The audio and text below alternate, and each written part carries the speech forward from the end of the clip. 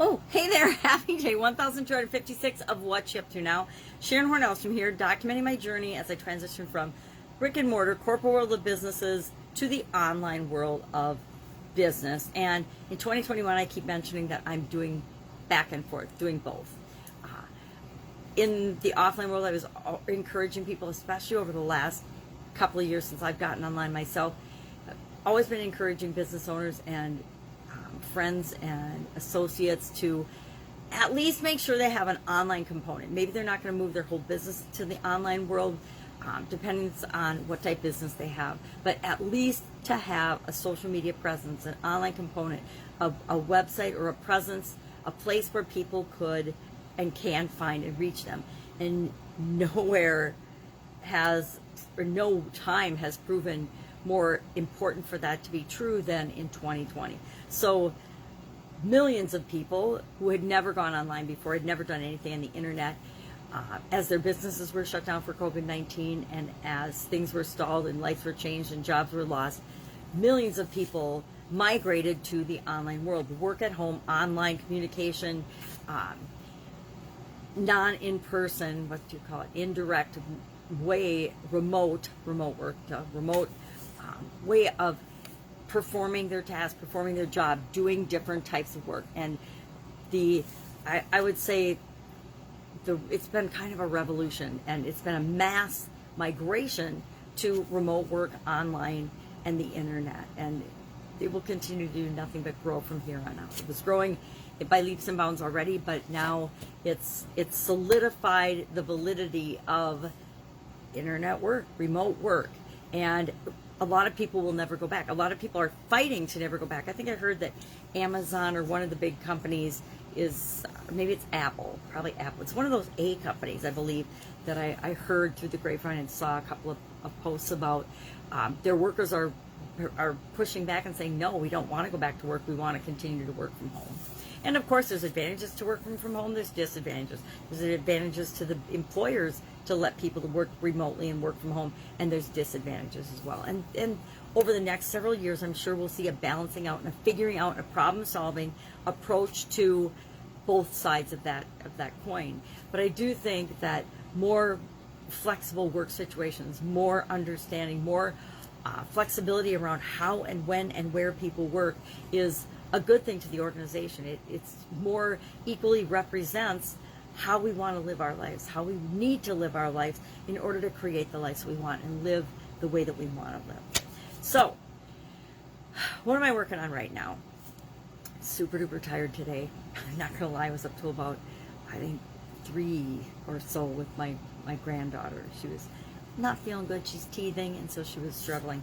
So I was up late, and sometimes that makes me really foggy in the morning. I'm drinking my coffee. Got my Shine Always coffee mug to wake me up. So I like to point the message to me so I actually see the message and remember the message, even if I'm making a recording. So I'll be drinking some caffeine today and hanging out with my 6-year-old granddaughter. But I've already done our annual challenge to do one thing every day that centers you from this little journal book. And today was about looking for and seeing the beauty. You know, blessed are we who see the beauty, or those who see the beauty in their surroundings or in humble places, was the saying. And so we're looking for beauty around us and noticing it and actually appreciating it, you know, taking it in. So often, you know, the saying, don't forget to smell the roses. Well, how often do we walk by something beautiful and not even see it or acknowledge it? How often are we driving to work on a beautiful day and we don't even notice the beautiful day because we're so preoccupied with thinking through and planning what our day is going to be like? So it's just an invitation to center ourselves by noticing the beauty that's always around us and already been around us. So that was a fun one, I think. I like the ones that remind us to stop and smell the roses, which I think the one yesterday was that. Yep, stop and smell the roses. Funny. So that was our annual challenge. I like to pick an annual challenge. This is my 4th year now in a row, and I've done more annual challenges than that. But it was my 4th year in the row doing it online and sharing it with other people, not just doing it myself. I'm like, it's cool that I do it myself, but it's even more fun to share it with other people and realize that even if you pop in the last week of the year, you still get 7 days of focusing on something specific to enhance and improve your life or create something you want in your life that you wouldn't have done otherwise.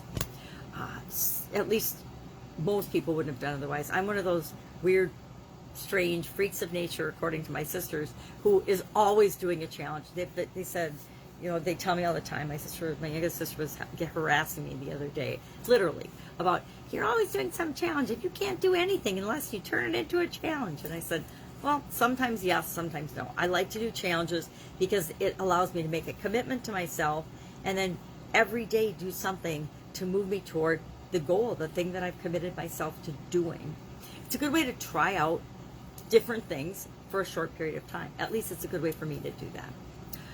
Our idiom for today for Supersize Your Business, I like to share an idiom every day for Supersize Your Business, and I realized this year that I've started to pick ideas and topics and structures and themes for it.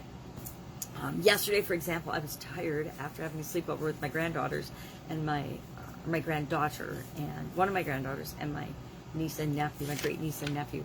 And so I just shared 23 tired idioms about being tired, which reminded me that beginning of this year, I did, I think, 100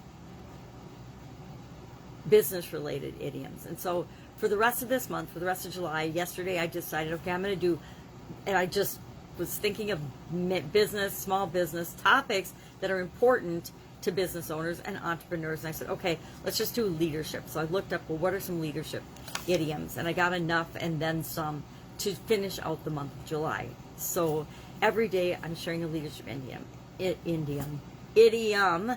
And today was too many chiefs, not enough Indians. And I picked that one to start with because it's one that I have links to from my childhood. And it's one of the first leadership idioms I remember hearing and remembering and thinking, well, that's interesting, from my dad when we were little girls growing up. Probably because he was the only man in a big household of women, my mom and all of us girls, and then all of our friends. And so I think a lot of times he felt outnumbered. I don't think he minded one bit, but I do think he felt outnumbered, and he liked to use that expression, especially when it came to divvying up the chores and us girls arguing about not wanting to do our chores or not wanting to pitch in and help.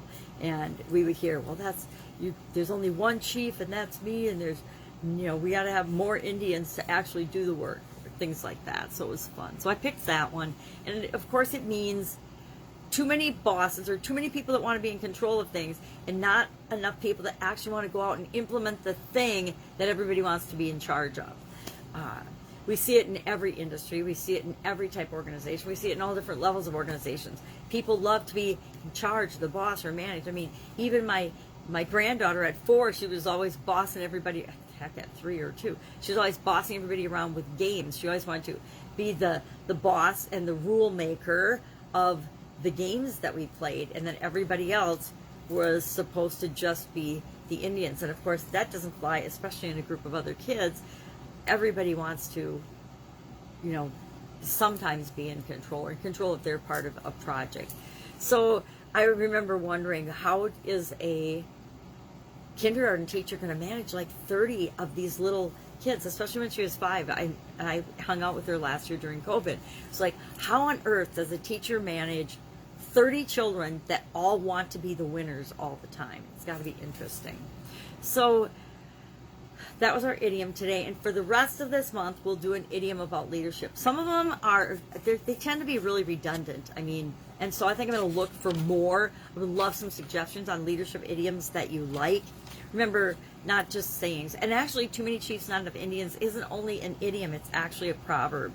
Thus, even though it speaks about Native Americans and Native American organizations, it's apparently not racist or considered offensive, at least not to the Native Americans that were asked about the topic or interviewed about it. I'm sure I'll hear from some people that say, how on earth could you possibly use that expression in this day and age, since supposedly we're all racist these days. Although we're not in America or in many places, so just because someone says it doesn't mean it's true.